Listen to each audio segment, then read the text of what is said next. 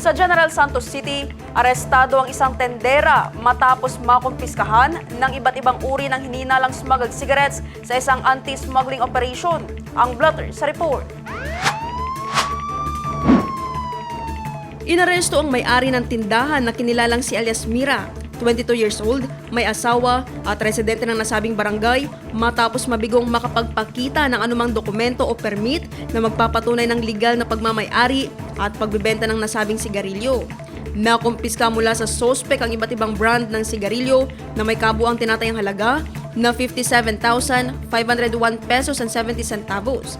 Ang mga nakumpiskang sigarilyo ay isa sa ilalim sa kustodiya ng Bureau of Customs para sa tamang disposisyon, habang inihahanda ang kasong paglabag sa Republic Act 10863 o Customs Modernization and Tariff Act laban sa sospek na kasalukuyang nasa kustodiya ng Police Station 5.